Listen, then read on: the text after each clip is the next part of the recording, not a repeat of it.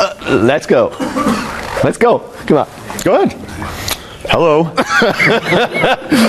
Good morning, everybody. I'm happy you made it into our session this morning. Oh, you feel fine? Oh, wow. Enthusiastic crowd. The drinking contest wasn't really, maybe if I had known now, or if I knew then what I know now, but it was only 5 or 6 beers, I would have been in the drinking contest. I thought you guys were slamming like 15, 20 beers, and I thought, oh, I don't want to do that with a morning session the next day. Okay, let's start talking about remoting protocol comparison. Hey, why don't you tell us about the history of that? Because you are faster than I am. We only have 1 hour. Okay. So we started this in 2009, where Benny and I had discussed, all these vendors putting their marketing material out, and they're all saying, we're better than these guys, we've got the best protocol, we've got all these kind of things. And we kind of decided that it was a little unfortunate that all we had to compare things on was vendor marketing material. And so we kind of decided that it'd be a good idea for us to find some way of doing a vendor-neutral comparison where neither of us worked for Citrix or Microsoft or VMware, and find some scenario where we could compare the different remoting protocols in real-world scenarios of modern applications that people were using that covered the whole spectrum of GDI applications, bitmap graphic applications, Silverlight, Flash, QuickTime, all the different types of mixed media that you might have in a modern desktop. And so we decided that we would do this work. Now, I think if both Benny and I knew in 2009 how much work this was going to be, maybe we wouldn't have done it.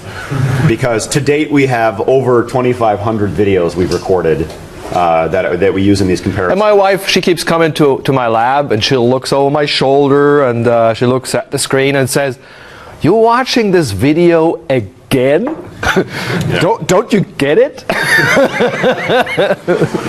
And likewise, Benny and I have both spent a large amount of our personal money purchasing equipment that we use for this stuff, which unfortunately don't generate any revenue from, so it's been difficult.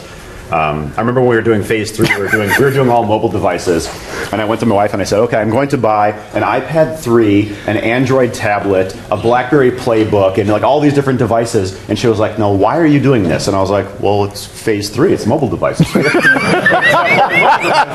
She's like, no, but why are you doing this? And I was like, I don't know. I had the same conversation when we went through phase 2, when we did for the first time, the graphics cards, yeah. So I bought an ATI graphics card, high-end graphics card, and an NVIDIA graphics card.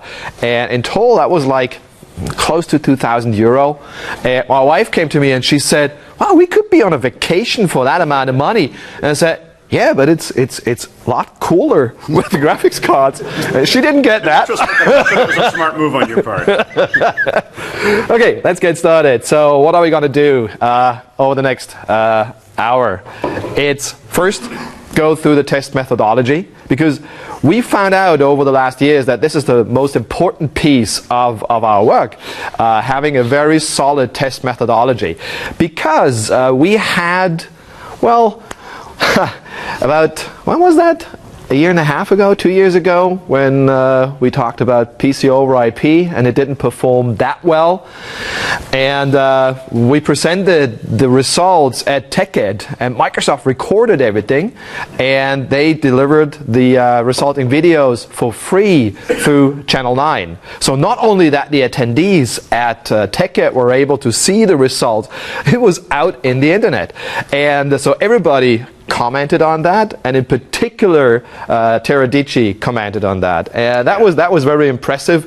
That VMware and Teradici, they thought that they had to educate the world that what we were doing is crap. And you look into some of the blog articles and you find out that a $1 billion company is bad-mouthing about what two people do in their spare time in their labs. So that was really interesting, a very interesting experience for us, that it has some impact. And so we have to make very sure that the test methodology is correct. Well, I'm going to say that event from my perspective, was fantastic because we got free marketing from a very, very large company that there were a lot of people that probably wouldn't have even known about us up until VMware and Teradicci went on the attack, and we were like, thank you guys, that was fantastic. I mean, I worked in research for many years. I worked at CERN in Geneva and later at the Fraunhofer Institute in Darmstadt in computer graphics. And so about 10 years of my life I spent in research. And if you do research, one of the principles there is that all your results that you collect must be reproducible in another lab. And this is exactly how we build our test environment. So he has a lab in Chicago and I have a lab close to Frankfurt. And what we do is if one of the results looks odd, we try to reproduce it in the other lab. So to make sure that we can reconfirm that this is an accurate result. And one of the most interesting things that we did when Sean was collecting some of the information for Synergy in Berlin, so he thought that some of his results were not accurate. So he came over to Germany and we put all my lab equipment into my car and we drove to Berlin and he put everything together in one of the, all the test rig. We had it in one of our hotel rooms. And so we reproduced all the tests again. It must have been really interesting for the lady cleaning the room, getting in there, like all these servers and everything up and running and using all the energy. So it was good for me because I didn't have to spend that much money on energy that week. Yeah. Okay, so let's go through the test methodology. As Sean pointed out, we're talking about different graphics and multimedia formats because, well, the desktop is created from all these different graphics and multimedia elements. So we have to look at all of those individually. And what we do is we are running different test scenarios reflecting the individual graphics and multimedia formats. We have scripted test runs on the host side of things. So either in the terminal server session or on the VDI platform hosted on a hypervisor. This is what we do on the host side. And on the client side, we have pretty much the same setup that we have here. So everything that goes out of the graphics output of the client goes into an Epiphan box. The Epiphan box consumes the signal that goes out of the... This thing. Yep. So here's a different color. You can see it over there. But it's pretty much the same thing. And so you feed the output into the Epiphan box. The Epiphan box converts it into a video signal, pretty much like a video camera does. And the output is through a USB cable. So you feed it into a recorder PC over here. And there you record all what you see on the screen. The reason for that is that we do not want to influence the performance of the client. By installing software, you influence the performance of the client. You could use Fraps if you just wanted to do some low-end video capture, but we're not using Fraps specifically because Fraps takes client-side CPU. And we don't want to impact the client-side decode of the video contents. We use it as a video tab. And that's exactly what I learned when I was at CERN as a high-energy physicist. You don't want to influence the experiment because if you do, you will not get the adequate results.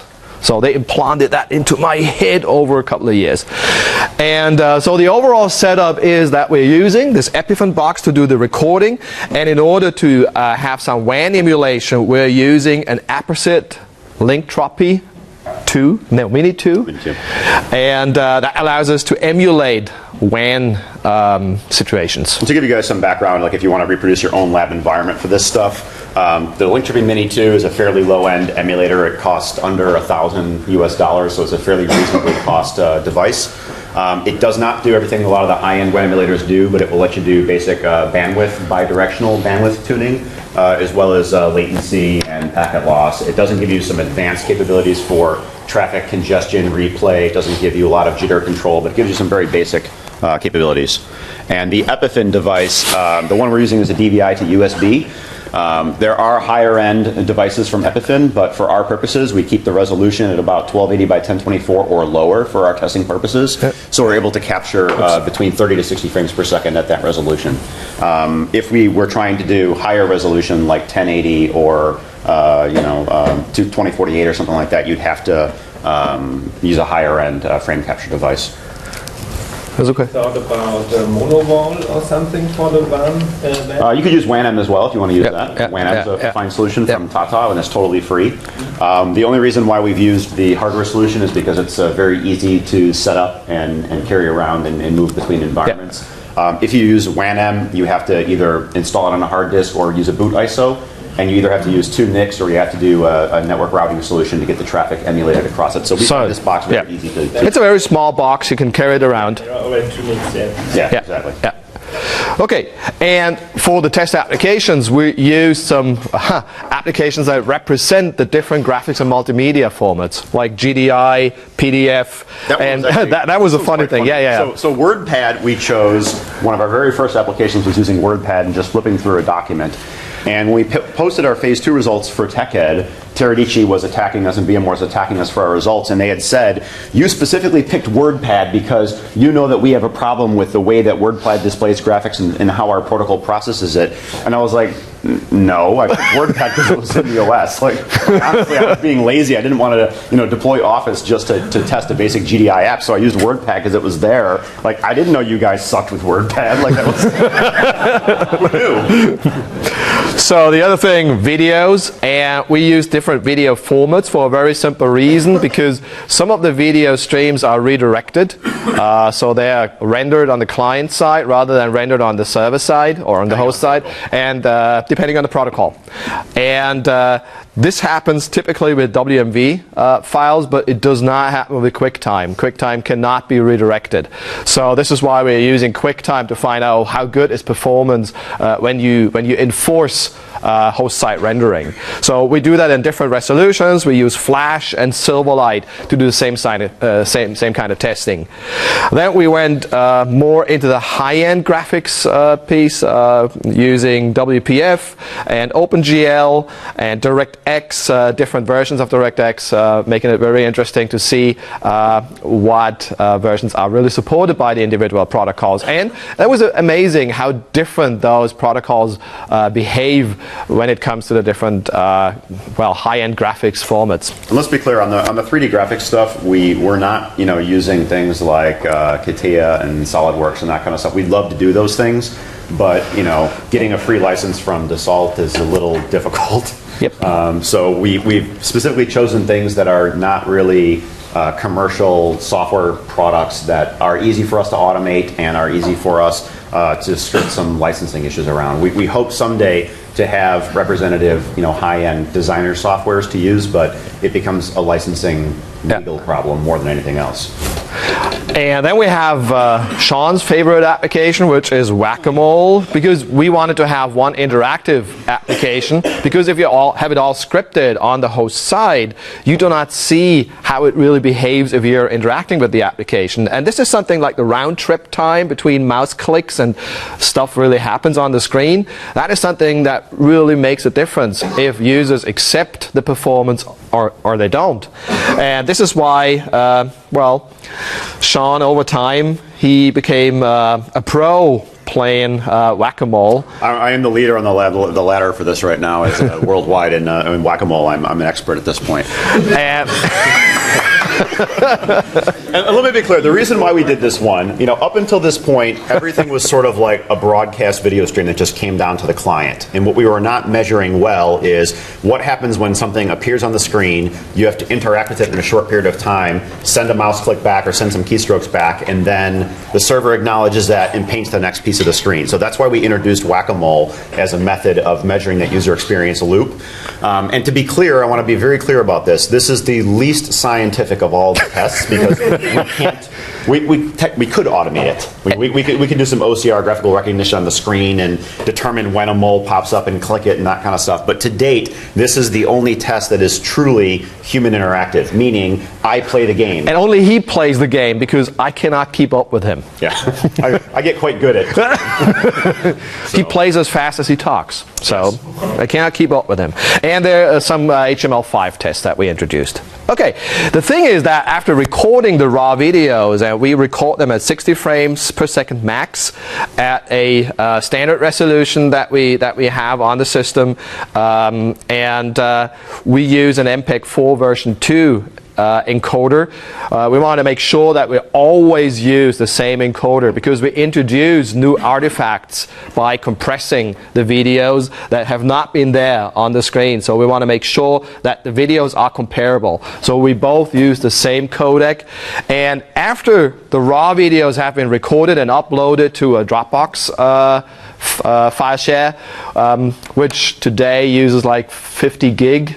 So it's 50 gig raw videos, and then I do that through the tough job of re-encoding all these videos. And typically Sean produces more raw videos, so I don't know how you do it. Building stuff overnight, or how? One of the less wise moments of my life was a few weeks ago when I returned from London, and I spent 12 hours in Chicago before I went off to LA for Citrix Synergy. And what I should have done is spent those 12 hours with my wife and kids, but what I chose to do instead is I can get one more set of video tests recorded.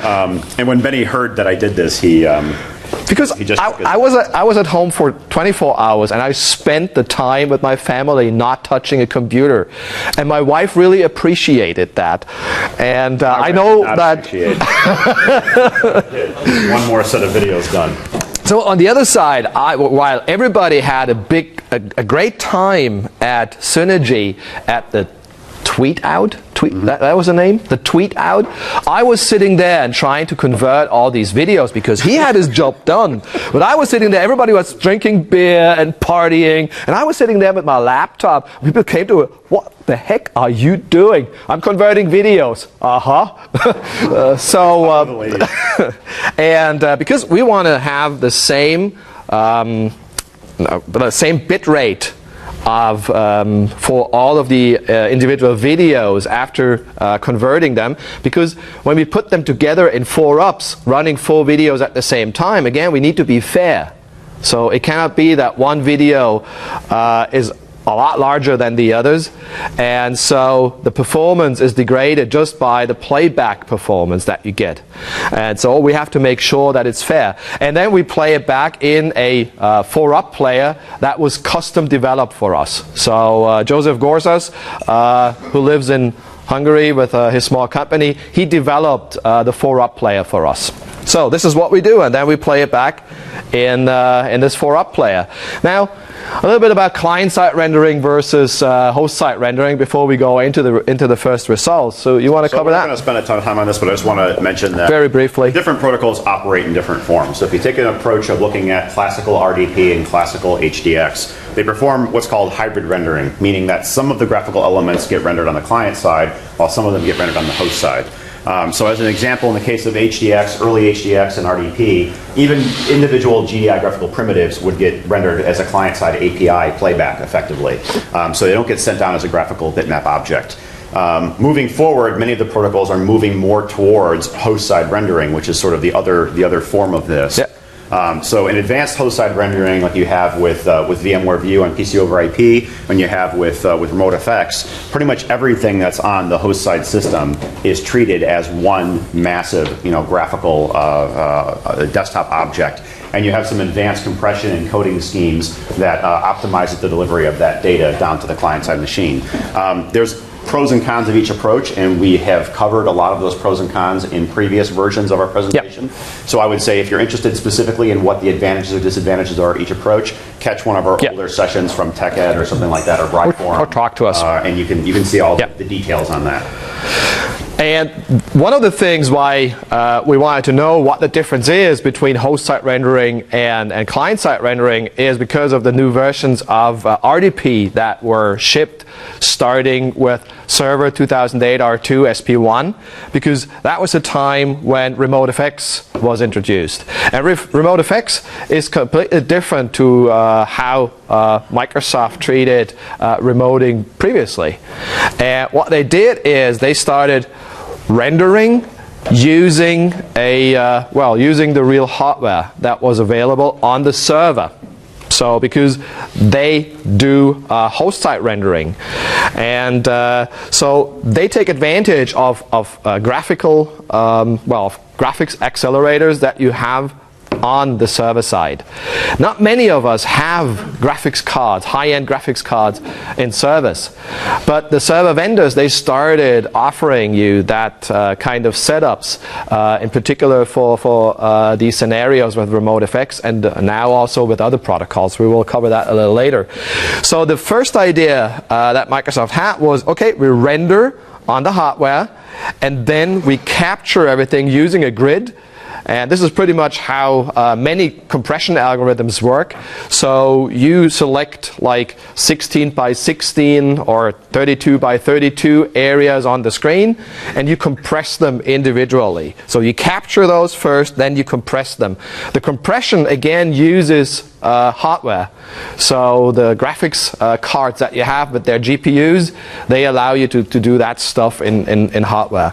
So that was only available on Hyper-V for VDI scenarios. You could only do that if you had Windows 7 running on top of Hyper-V. And that all changed when Windows 8 was introduced, plus Server 2012. What Microsoft did with Windows 8, they sort of abstracted the graphics subsystem because they wanted to make sure that they can use the same algorithms no matter if there is a physical hardware, a physical graphics accelerator or not. So what they did is they said, if there is a GPU, let's use the GPU. If there's no GPU, let's emulate a GPU in the CPU. So as soon as they emulate the GPU, they call it soft GPU. As soon as they have a physical GPU on the server side, they call it vGPU. You'll find out later that NVIDIA uses vGPU for a completely different concept.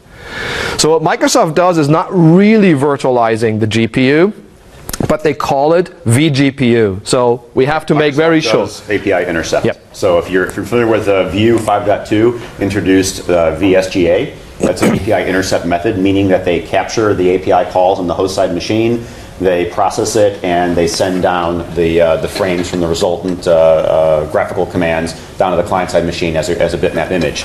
But in the case of API intercept, there are some limitations to that technology. You can only support certain flavors of DirectX. You can only support certain flavors of OpenGL. So in the case of RemoteFX, they're now supporting in RemoteFX v2 DirectX 9, 10, and 11. But they're not supporting OpenGL past 1.1 specification. Yep. So you have no high-end OpenGL. In the case of VMware's VSGA, they're supporting DirectX 9 only today, no 10 and 11, and they're only supporting OpenGL spec up to 2.1. So of course, 1.1 and 2.1 are very old and modern standards for OpenGL. So VMware's approach with the vGPU is you get a slice of the grid graphics adapter inside. We're going to show that with a and picture. It's the native NVIDIA driver, so full OpenGL, full DirectX support. Good. The next step in RemoteFX version 2, we call it version 2. Microsoft does not officially call it RemoteFX version 2, so you will not find that version number in any official documentation. But we just do it to differentiate between what happened prior to Server 2012 and what happens in Server 2012. So in Server 2012, the capture piece is also different to what they've done before, because they're also different between Win 7 and Win 8. Oh yeah. That's the same thing. So the same generations of OS on the client side and on the server side behave identically. And so what they're doing now with RemoteFX version 2, they're able to identify the different areas within a desktop composition that represent text, still image, and animation. And they do that in real time. They do that at 30 frames per second. So this is amazing. There are many patents pending around this technology because this is sort of the heart of RemoteFX. Which is a funny story because Microsoft would not disclose how they're doing any of this yet. Through patent search, we discovered exactly how they're doing a lot of this, so that was quite fun. Yeah, we confronted them with our search results around the patents, and then we agreed on certain terminologies and words and phrases where we can use out there in the public. A very interesting thing too about this text processing, and the reason why Microsoft does this, is you always want text to be delivered as sharp as possible and as fast as possible. It's okay if graphics come in dithered and they get the sharpness as bandwidth allows, but you want text to always be clear. A very interesting thing about this is they're not doing text recognition at an API level on the host side and saying, oh, this is TrueType or Adobe Type 1 or whatever. They are literally looking at the topography and saying, based on the spacing and kerning of the font and that kind of stuff, we recognize this as text. So it doesn't matter what language it's in. Or it could be Klingonian, and they would be able to identify that. Yeah, absolutely. So it's actually quite advanced methodology they're using. It's very nice. Yeah. And they're only using the progressive display for images. So you will find that for still images. And for videos, they're using H.264, or they re-encode it in RemoteFX version 2. So that's what they do. So that's a compression piece. And, well, now let's take a look at the results. Because what we have here is, as I said earlier, we recorded different setups, and here it's Flash comparing RDP 7.1 and RDP 8, and just want to get that started. And what you see on the LAN, Win 7 on the left side, Windows 8 with RDP 8, so RemoteFX version 2 on the right side. So on the LAN, you see they both perform really well. However, just take a look at the network bandwidth. 52 meg average here versus around 6 megabit. That gives you an impression how good the compression algorithm works when using it on the LAN. And this also explains why sometimes your users, when they try out that kind of stuff at home, they tell you, wow, this performs really well in my network. Yeah, typically they are alone on their network. Now, if they go into an enterprise environment, can you provide 50 megabit per user permanently to have that kind of performance? And that is the major issue that I always tell people, people think about 50 meg like, oh, no big deal, my desktops have gigabit NICs. That's not a problem. The issue is, what do your core switches support in terms of throughput? Because if every user is using 50 meg on a regular basis, that's going to be a problem. Because if we do the same thing on 8 megabit and 50 millisecond latency, now again, we have different setups. Here you see top left is bare metal, so that's a reference. Top right, it's RDP 8. Bottom left, it's RDP 7. So it's Windows 7. So you see it's stuttering. And on the right side, bottom, you again have RDP 8 on Win 7. We wanted to compare what it looks like if you when you have Windows 8 and Windows 7 with RDP 8. So you get two, it's sort of patches that you have to install on Windows 7, which gives you access to the RDP 8. Well, the patches and some group policy settings. And you have to change group policy settings, and you have to make sure that your firewall is open. Because your firewall blocks RDP 8, because RDP 8 also uses UDP.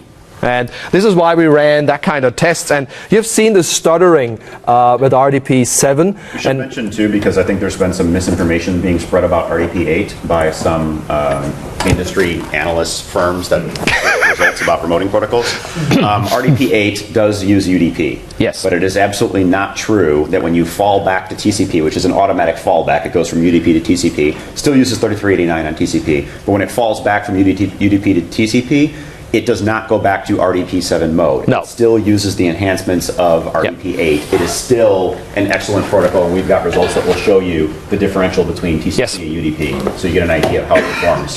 Now we reduce the bandwidth down to 2 megabit, 50 milliseconds latency, and just take a look at lower this bottom left corner.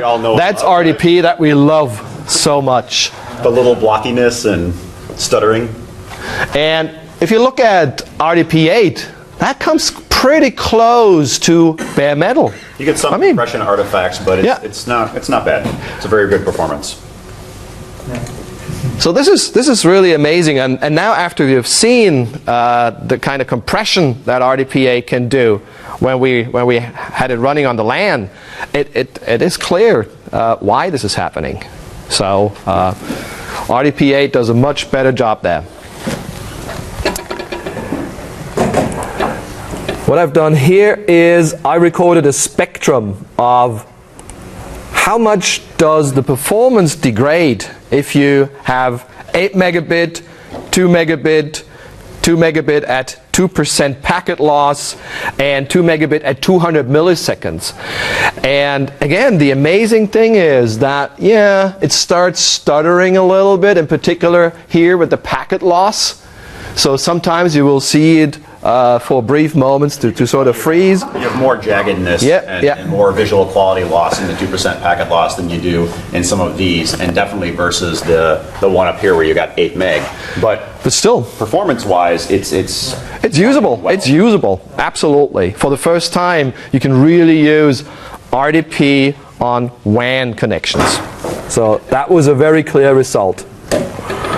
Now, as I said, we also wanted to use QuickTime to find out how good is the performance. And again, look at the difference. So I said this morning, RP8 rocks and you should be using it. These are the reasons why. Yeah.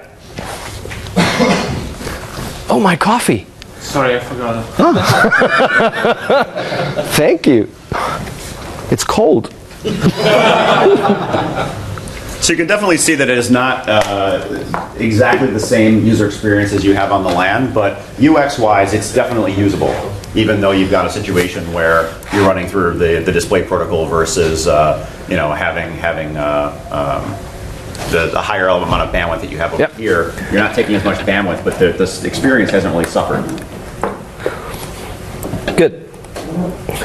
Now, Sean, he recorded the HDX piece of all that, allowing us to compare HDX to RDP7 and comparing it to RDP8 on UDP and RDP8 on TCP, because we wanted to find out how big is the influence. Yeah. You're standing behind me. And we're not covering piece over IP or view in this set of four-ups. We have done it in prior phases. We will be doing some of that in phase 5 and definitely more of that in phase 6.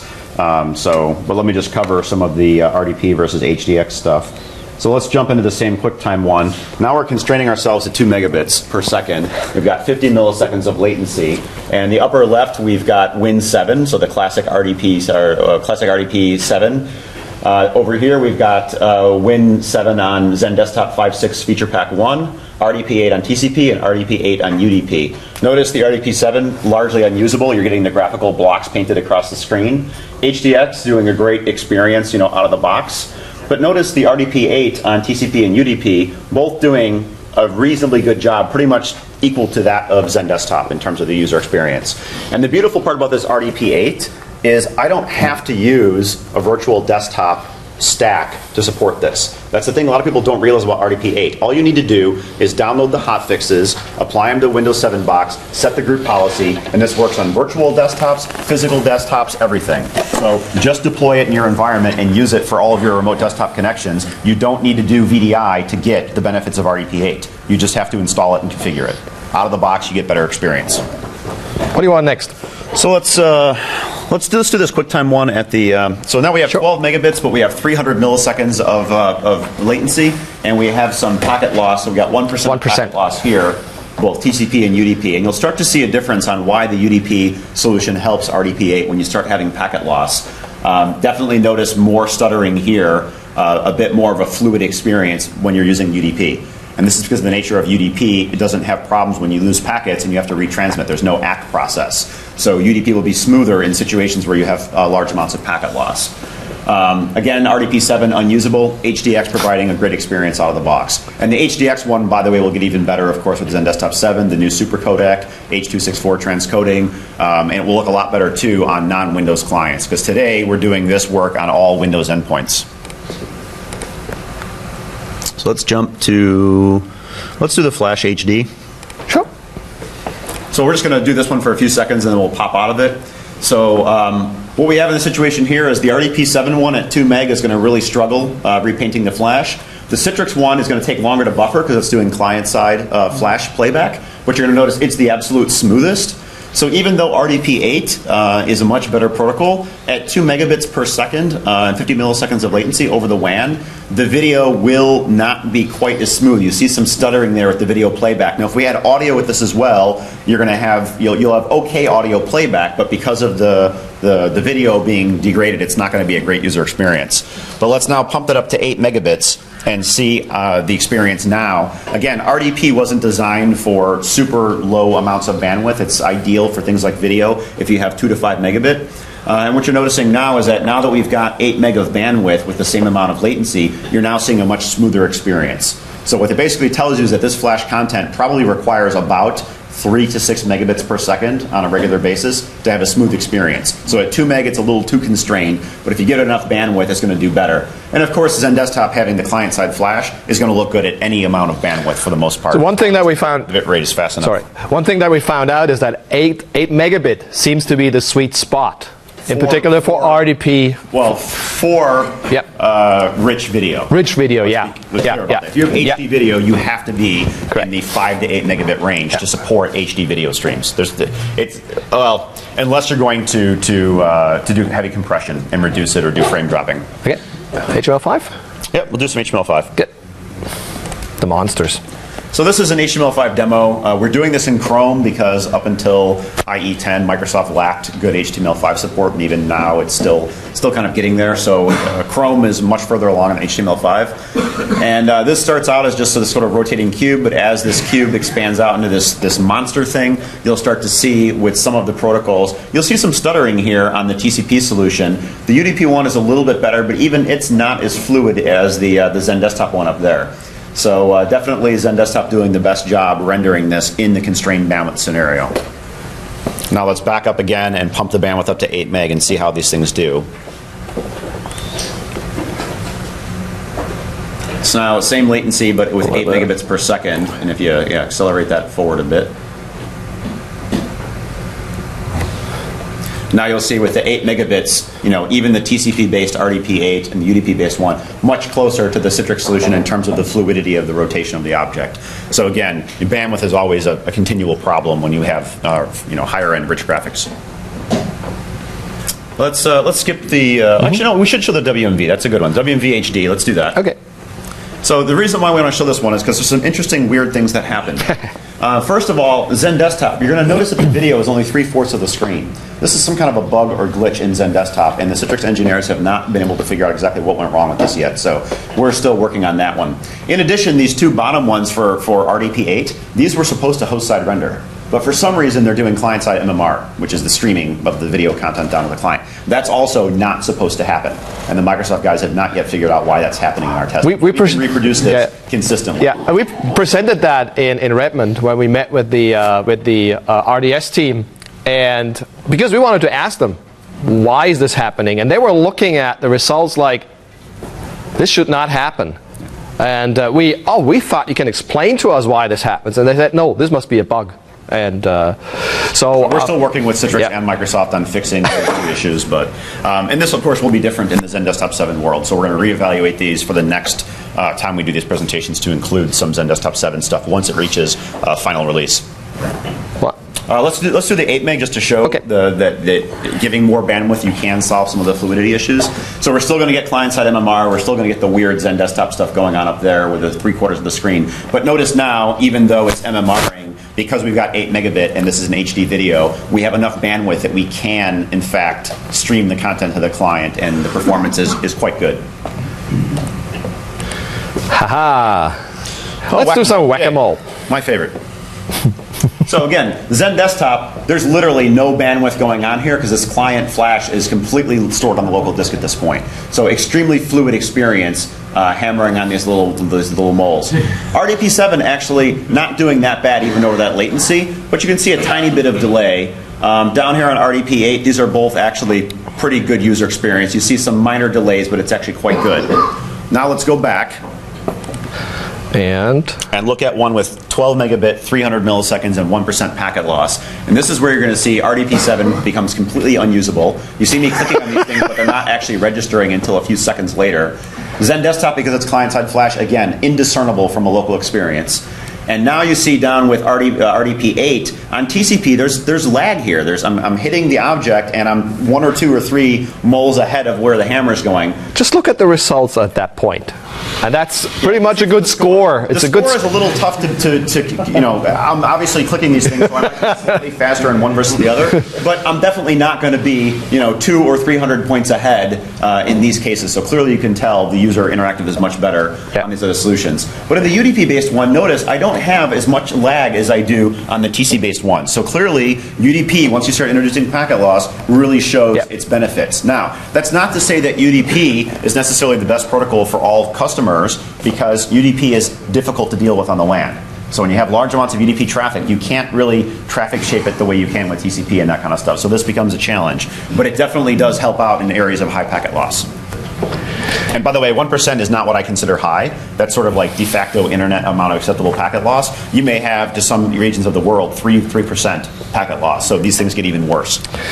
Now, we want to go back to the slide deck, because now we want to introduce phase 5 of our test. We're still early on phase 5. We've done probably 50% of what testing we want to do in phase 5. We're going to be adding VMware's VDGA in View 5.2, but it's not officially supported right now. It's in tech preview. And we're going to be adding the NVIDIA vGPU once that's available in June, July-ish timeframe. Because the idea was, now we want to look at high-end graphics, 3D, and high-end video stuff. And so this is a diagram we put together to sort of describe the classifications of users that need graphics and how they fall out within an enterprise. So at the bottom here, task worker, this is by far the largest number of people in an organization that need very simple graphics for simple things. And this is basically like your Windows Aero. And Aero is going to cross all of this, by the way, but Aero and very, very light 3D graphics requirements. Knowledge workers may have some requirements for some higher end graphics. It's going to be your PowerPoint D3D accelerated transitions. It's going to be possibly a little amount of Google Earth or some HTML5 graphics, those kind of things. Your power users is going to be possibly you're going to have some higher end graphical requirements for like a GIS type mapping solution or something like that. And then your designers is the guys doing CATIA and that kind of stuff, like super high end graphics. So the reason this diagram is done this way is when you get to the designer phase, there's not that many people in the world doing high end graphics. So it's a much smaller piece of the total user population, but they're also much more difficult to handle. And if you think about how the software solutions and hardware solutions stack up along those lines, you can do soft GPU, software rendered graphics, to cover task workers and even some of the knowledge workers. When you get to knowledge worker and power users, you're going to want to do API intercept supporting DX9, 10, and 11, depending on which platform you're using. And then for the designer people, you really need dedicated GPU or vGPU when NVIDIA releases that as part of. But what we expect is that more and more those high-end graphics will also be used by power users, probably also by knowledge workers, because more and more of the applications are using those 3D effects. They're using transparency. They're using all that kind of stuff that people like. In particular, when you look at it from the perspective of consumerization, they really love that kind of stuff. And so it goes down to power users and knowledge workers as well. So there are different graphics models, and we had that before when I introduced the RemoteFX concepts. This is pretty much a similar way of showing how that all works. So you have the hypervisor, and on top of the hypervisor you have the VMs, and you remote into those VMs. So you see on the left side, you see the result when you remote into one of these VMs or a session that is hosted on a terminal server that runs on top of a hypervisor. So you see all the different options that we have, all the different protocols that we could use. And now let's take a look at what GPU sharing means. So you want to dig into that? Yeah. So in the case of software GPU sharing, you're going to have some level of a driver loaded within your hypervisor solution. So you'll have a driver supplied by NVIDIA that loads into ESX if you're going to do the VMware VSGA solution. Or you have a situation for RemoteFX. RemoteFX, the NVIDIA driver loaded on the hypervisor partition. And in that circumstance, the hypervisor solution is going to allow you to share that GPU across multiple VMs. Now, as I said, this sharing solution or API intercept is often limited in terms of what graphics it will support. But the advantage of it is you can take one GPU and share it across 10 or 15 users and get fairly high performance. And there's different forms of software GPU sharing that can be done at different levels. So Citrix has their OpenGL sharing solution that is basically some software GPU sharing capability they wrote. So it doesn't always necessarily have to be at the hypervisor level. It can be handled different ways. But at the end of the day, this is basically not meant to be for super high-end graphics. Yep. It's meant to be sort of that mid-range graphics solution. And you see that they're still using the generic driver in the VM. Yeah. So you cannot go beyond what this generic driver allows you to do. So on the Microsoft side, this is why you cannot support more than OpenGL 1.1. Because this is exactly what this generic driver that lives inside the VM allows you to do. Good. Let's talk about dedicated GPU pass-through. So dedicated GPU pass-through basically means you got a hypervisor host, you load it up with GPUs, and these may be classical Quadro or Kepler GPUs that you're pinning one GPU to one user, or it could be the new grid architecture that in the case of the K1 you got 4 GPUs, in the case of the K2 you got 2 GPUs. And each of those GPUs present themselves to the hypervisor as a separate PCI device ID. So you can say if you're using VM direct path, in the case of VMware, you say VM direct path pass through this PCI device ID 3:0 to this VM and 4:0 to this VM. So you're basically pinning a GPU to a VM. Now that means you're not doing any sharing. I mean, arguably you're sharing the hardware multi-GPU card, but you're giving a one-to-one mapping of a GPU to a virtual desktop.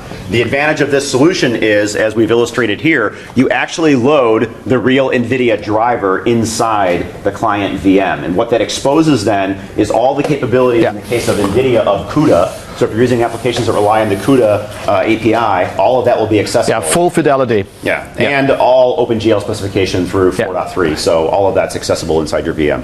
Good. That's the future. That's what you said before. So the NVIDIA Grid VGX is taking this a step further, and it is providing the NVIDIA driver in the VM, but it's also allowing sharing of the GPU, so you don't have to do one-to-one pass-through. So this is going to be targeted more at the knowledge worker power user, not so much the high-end user. The high-end user would probably still need their own GPU. The dedicated GPU, yep. But for everyone else, virtual GPU is going to be the future, because then we can just do a slice of a GPU and get 10, 15, 20 users per GPU core. In the case of a grid card, 2 or 4 GPUs. For the real power users with one-to-one mapping, the density you can have on a server is limited by the number of NVIDIA cards. Correct. Absolutely. Yes. So there are many server chassis now that are supporting up to 4 cards in there. And if you're using the grid architecture instead of the classic Quadro cards, then you're getting multi-GPU per card. So in the case of the K1, you got 4 Keplers. In the case of the K2, you got 2 Keplers. So you can still get more than 4 users per box as long as they don't need super high-end resources. Because the challenge with the VGX cards, with the grid cards, even though I have 2 or 4 GPUs, I've got a limited amount of VRAM. So if I'm VRAM bound, like I need 4 or 6 gig per high-end designer, I'm not going to be able to squeeze 4 of them on one card. That's just not going to be practical. So it depends on where you're bound. The other thing that is really important to note is you have to modify the hypervisor for that. It's not just a driver that you need.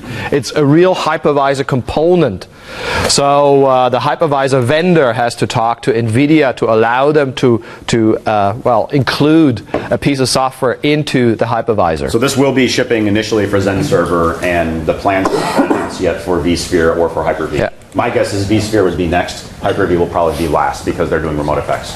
There's a question in the back first. It actually was the question, is it only the manufacturer that provides the grid driver, or is it a team play? No, it's a team play. Close cooperation between NVIDIA and the hypervisor manufacturers to make this work. And Citrix and NVIDIA have been working on this for a long time. This is not a recent endeavor. It's been a very long time coming.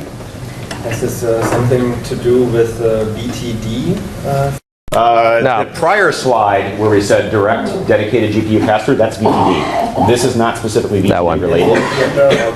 They use also BTD. Yep. They call it VM direct path, but yeah, the same basic concept of you're pinning a PCI device ID to a VM. This will leverage some of that, but it won't be doing a dedicated GPU pass-through. It'll be doing a virtualized GPU pass-through. Okay, let's move on to the grid card. NVIDIA was so nice and they gave us grid cards. And before Synergy Keynote, most people did not know what a grid card is. Now, after the Synergy Keynote and after the presentation yesterday, most of you should be aware of what a grid card is. And the good thing is it's a $4,000 card, and they gave those cards to us for free. So we did not have to buy them this time. So sadly, we only got them about 3 or 4 weeks ago, yeah. so we didn't have a lot of time to create the high-end graphics. But the funny thing is, look at the design of the card. It's got no output. Yeah. It's a server card. So you put it into your machine, and by putting a high-end graphics adapter into a standard PC, which up till then had the GPU on the CPU that it was using for the output, and so it deactivates the GPU on the CPU automatically. That is the typical configuration of the BIOS. So you plug in the card, you boot the machine, and you see nothing. So you have to remove the card, you have to go into the BIOS and tell the BIOS, no matter what I plug in here, use the GPU that comes with the CPU to see something on the screen. So you plug in the card again, and everything is fine after you install the driver. So this is what the grid cards look like from the inside. We were able to take some pictures at Synergy. So on the back side you see the K1 with the 4 GPUs, and this is the K2 with the 2 GPUs. The critical thing is heat. Because these cards heat up like crazy. So NVIDIA told us we should keep it below 100 degrees Celsius. It still works at 100 degrees Celsius. True of any GPU. Classical GPUs you have in your gaming rigs, same thing. Keep it below about 90 to 95. But we had to buy very special cases now. It's gaming cases that we had to buy with the big fans and fan control and everything. So my 16-year-old son thinks it's the coolest thing we ever had in our house, to be very clear. We should be clear one thing. Those graphics diagrams, go back to that really quick. The K1. Which one? The 2 cards, the insides. Ah, okay. The K1 up here, you'd think this is a more powerful card because it has 4 GPUs. It's actually a less powerful card. The K2 is the one you want to use for high-end graphics. And the reason is there's 768 CUDA cores in this card. There's 3,072 CUDA cores in this card. So this is a higher-end GPU. It's just you're going to get less density out of it because it's more for the designer type folks. This is more suited to people that are doing information worker, power user worker classifications that you want to stack additional users on. And just to give you an impression what it looks like when you plug it into a Hyper-V machine. The Hyper-V machine finds 3 physical graphics, 3 GPUs. One that lives on the CPU, which it cannot use for RemoteFX, and 2 more from the grid card. So it interprets the grid card as 2 individual GPUs. And for that particular user, I used the number 1 of those 2 GPUs. Unfortunately, Hyper-V cannot take as much advantage of the grid cards as Citrix can. So, okay, let's get into the demos. You want to do that because I click. So you just tell me. Okay, so which ones do you want to have? We have a lot of time left, so let's just jump That's like 10 minutes. Is it 10 minutes? We still have 10 minutes. Yeah. 7. 7. Okay, beautiful. All right.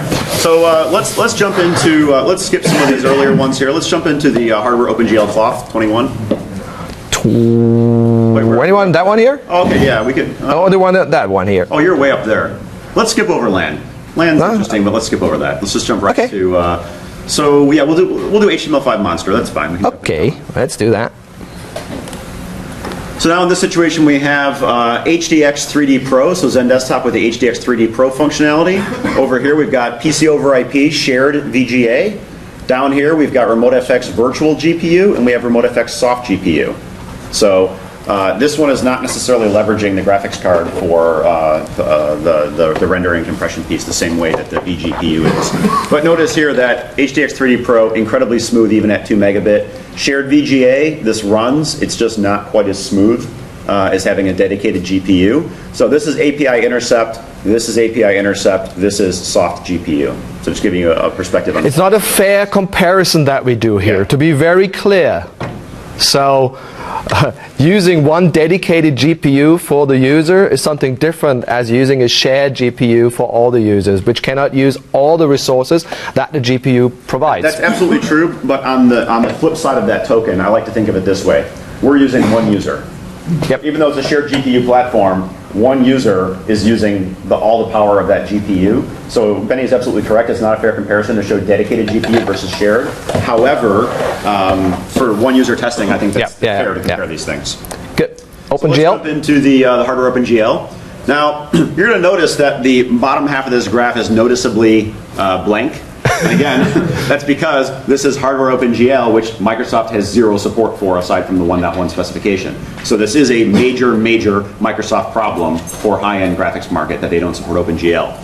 In the case of HDX 3D Pro, we've got a very, very good experience. And honestly here, even though it's a bit slower, with shared VGA, it's not bad. It's running this OpenGL application, and it's not a horrible experience. So it's actually not bad. Now we will be adding the VMware VDGA, which is their functional equivalent to the HDX 3D Pro GPU pass-through. But again, just to be clear, VDGA today is in View 5.2, but it is not supported. It's tech preview. So it's sort of like, you can try it, you can use it, but we're not supporting it yet. So that will be probably like third or fourth quarter this year, we'll be looking at doing that in a greater capacity. Let's jump into the DX9 roller coaster. Yep. So this is an old generation DirectX. And what you end up seeing here is that the vGPU supports it. Soft GPU does not support it because in soft GPU there's no hardware graphics adapter that's accessible to the VM. So you can't run D3D hardware graphics. But look at RemoteFX. After a while stuttering, it performs really well. Yeah, but keep in mind, this is 2 megabit. RemoteFX was not designed for low bandwidth scenarios necessarily. And now it stops. Doing better than you'd expect. That was also reproducible. HDX 3D Pro doing a fantastic job. Ignore these frame rates here because this is basically what the graphics card believes it's generating. It has nothing to do with what's actually arriving on the client. The client is only getting between 15 to 24 frames per second. But what the GPU thinks it's doing is much higher. In the case of shared VGA, this is sort of unacceptable experience, but it's kind of to be expected on a shared platform. And now let's jump into, let's do the Redway 3D demo.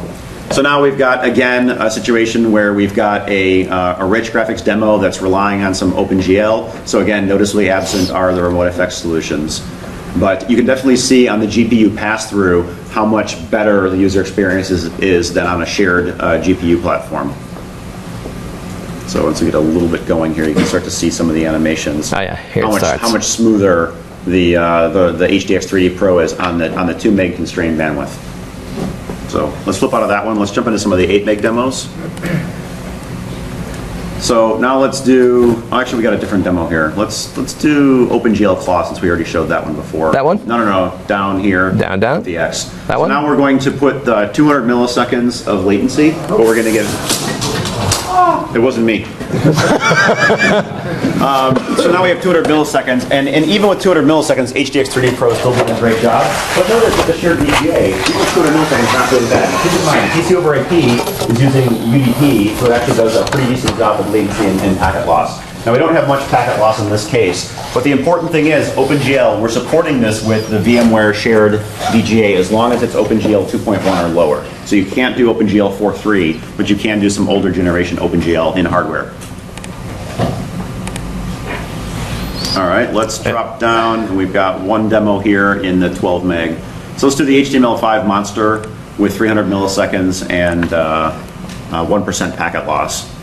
And this is where you're going to see some of the stuff with RemoteFX actually does a pretty decent job in the case of packet loss when you're able to leverage UDP. Yeah, maybe forward this one along a bit. So you'll notice even Zen Desktop, you're getting some stuttering here, but this is a TCP-based protocol, so when you start having packet loss, not so good. But look at RemoteFX now, actually doing quite a good job in the vGPU. Soft GPU is struggling here, but the vGPU is actually doing a pretty decent job with the rotation there. Again, UDP has its benefits when you have packet loss. Okay. Let's wrap up. I think we have a conclusion here. Yeah, we do. Out of time. Look at that. So, from a summary, I talked about this in my session earlier today. RDP8 RemoteFX are now, for the most part, from a user experience perspective, head-to-head with HDX and PC over IP. This is not to say that every variant of RemoteFX, whether it's vGPU or soft GPU, is identical, but RDP8 has reached a point where HDX and PC over IP, they're all very competitive, especially for 2D applications. Even on bad WAN links, 2D applications, you really can't discern experience differences between these protocols. So they're all actually quite good. HDX 3D Pro, as you saw, still one of the best solutions if you want to do high-end graphics. However, View 5.2 with VDGA is going to challenge that, and certainly the vGPU support from NVIDIA is going to challenge that as well. Benny alluded to this earlier. High-end graphics cards are going to eventually play a role for all of us. We'll all be using some rich amount of 3D as things like WebGL advance in the market and that kind of stuff. So this is not going to be only for designers from a long-term perspective. And the other question is, will cloud providers start using those GPUs?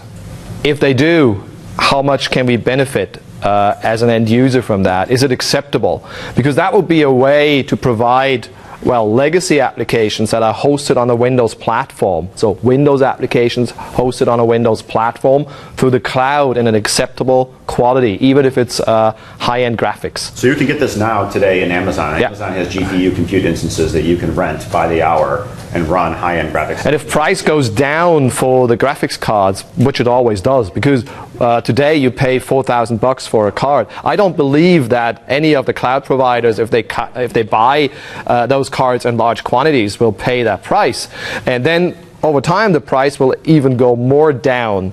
So from when is the time when it's affordable for us to just get all these applications from the cloud? So coming back to what Sean said earlier this morning, Gartner may have been too early when they predicted that VDI may take over the next 2 or 3 years. But what if we're looking forward and see what happens in 5 years? Probably then technology is mature enough to allow that kind of compute power from the cloud. There's a question here. Yeah, we heard 2-3 weeks ago the new thing Adobe is doing, like online only. What's your take on that? Because that is 3D designing in the cloud. So Adobe's doing things a little different. They're not taking the classic sense that we would do where we build out this big, Zen desktop environment and that kind of stuff. They're rendering their stuff through a new generation technology that uses a JavaScript side client decoder engine through OTOI. So they're doing something completely different than the classical PC over IP RemoteFX HDX solution. That's actually the question. Is that a future? That may be it requires the resources on the client side again, while the technology, when you're using the host side rendering, the fact that doing client side decode of a video stream is not problematic, and that's effectively what they're doing. They're using JavaScript to do a client side decode of H.264, and that scales very well. So I think the approach they're doing with OTOI makes a lot of sense. My question is, and I don't know what's going to happen with this, but is it going to reach a point where all of the classic vendors are going to start doing stuff in client-side JavaScript? Because it does make a lot of sense. You have no client requirements, whether it's HTML5 or JavaScript. To me, it makes the most sense to do that. And you end up with client-side ubiquity in terms of what platforms you can support. But you will still have many legacy Windows applications that you don't want to modify. Final question? About this WebGL part for Toya. It's actually like this. If you want to have 1080p, you have to have something which renders WebGL on the client. If you want on 720, you don't. Correct. But I think the thing we got to keep in mind is that we draw conclusions or perspective on things based upon what's available today. And again, 3 years from now, every single client-side device is going to have H.264 decode, JavaScript offload processing, all these kinds of things, and then it's a moot point. And when you're walking around with 10 gigahertz in your pocket, who cares? Even the mobile phones will be able to do that, because they already have the video acceleration built in, the decoders built in. And Samsung just released an 8-core phone. So I mean, these things are getting insane with the capabilities. 1 minute? Okay. Do you think the grid architecture is another area where you could potentially start to overcommit and cause performance? Absolutely. Yep. In fact, one of the ventures that we're working on, with NVIDIA right now is how do we create an industry standard benchmark around scalability of GPU for virtual desktops? Because for the first time, all the vendors come to us and say, hey, these are great results now. How can we put that into an industry standard? Like a benchmark. Okay. But NVIDIA, the Shield platform will be cloud gaming. Correct. Yes. So there's two pieces of VGX. One that's being used by Citrix right now, which is basically the rendering side. What Citrix is not using today in Zen Desktop is the compression delivery side of VGX. So what NVIDIA has done with the VGX platform is they have their own compression and delivery mechanism that uses a very low latency transport. So that's what Shield is going to be leveraging, but that's not currently in use today by Zen Desktop. But down the road, as vGPU matures, I expect they'll be adding that piece in there as well. So we'll have to see what happens. But yeah, latency is very, very important for gaming. Yep. You have to have low latency, otherwise it just doesn't perform well. All right. Thank you very much. Thanks, Patrick.